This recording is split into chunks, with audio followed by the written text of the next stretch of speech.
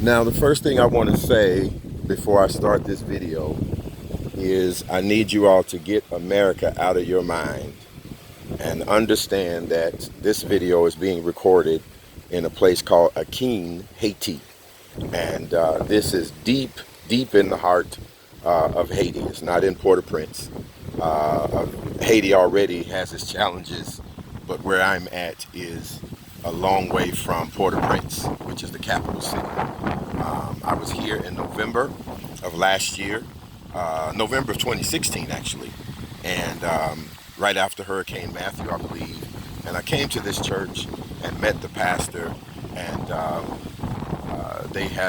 their church was destroyed by the hurricane and destroyed again by no, it was destroyed by the earthquake and then destroyed again by Hurricane Matthew. And so the Lord has placed in my heart a desire to help them rebuild. So the first thing I want to say, or the next thing I want to say, is I want to give a shout out to the presiding bishop of the Pentecostal Assemblies of the World, Bishop Charles H. Ellis III, and to the first assistant presiding bishop, Bishop Richard E. Young, my father in the gospel, and to the second assistant presiding bishop, Bishop Theodore Brooks, and to all of the pastors of the PAW.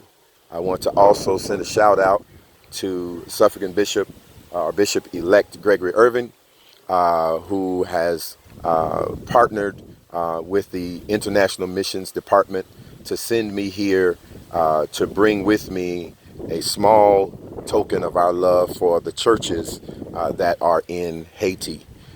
And as well, I also want to recognize the chairman, the new chairman of the Minnesota, Wisconsin, Dakotas District Council, District Elder David Johnson. Our missions department for our council is also partnering with me, as well as the Faith Place Church, my church family, are sowing into this effort. Now, what you're looking at doesn't look like much on the outside, but I want you to understand that the people of this community worship here. This is where they walk to church. And we all are very concerned about the appearance of our church, but this is where they walk to church. And on Sunday mornings, this church is filled. I have a picture that I will post on my page of what this church looked like in November of 2016. And since then, they have worked very diligently to put the amount of brick that they have on this building. At this point, they're halfway done. I just gave an agreement to them, and I will put money in their hand so that they can finish bricking this building. So with the money that I have brought with me, they will be able to finish putting the bricks on this building. With the money that I have received, with the Lord's support from the GoFundMe page, we will begin helping them with other areas. So as you can see, this building is coming together. And by the time we get back here, I believe even the steps will be restored and everything will be in good shape. Right now, you see the floors and all of that. Again, we're in Haiti. I'm not worried about that. The last time I was here, there was debris on the floor.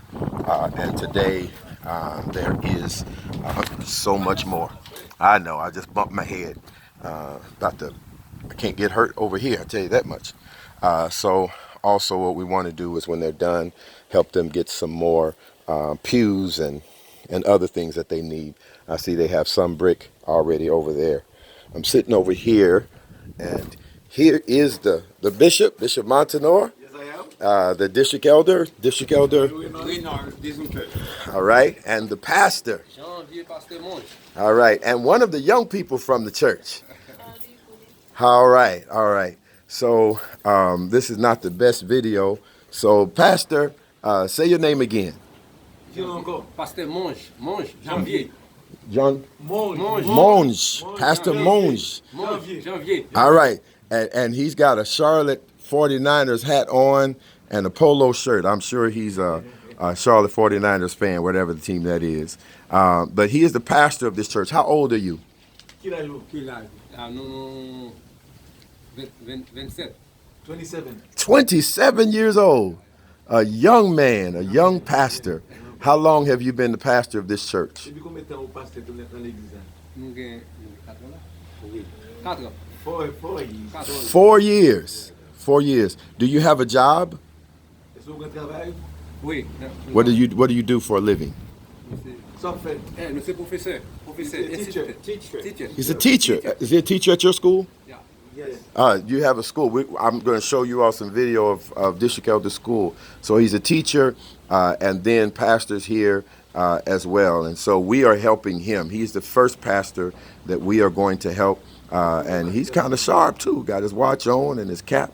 To God be the glory. But we're going to help him get this church established. We're going to put a new roof on here and get some new pews. And we want to be faithful and concerned about our brother who's doing a great work here in this part of the country. As you can tell, anytime a pastor can get young people to come down just to the church in the middle of the day, it's a beautiful thing. People just stop by the church.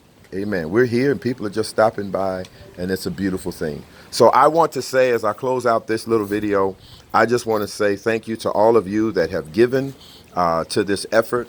And I encourage you to continue to give. And we're going to start in this small church, and we're going to make it the most beautiful church in the area. That's the pulpit that he preaches from. And as you can tell, when it rains in here. When the wind blows, it blows in here. So when we're done, Lord willing, we will have a beautiful church. There are over 100 churches on the island of Haiti that are part of the Pentecostal Assemblies of the World. Some are small like this, some are larger, but this is where we're starting, the least of these. And I believe God is going to be pleased. So again, for those of you who have heard about what we're doing, go to my GoFundMe page. It's set up. It's called Adopt the Church. And we have adopted this church. The name of the church is Apostolic Faith Church. Apostolic Faith Church of Larape in near Akin, Haiti.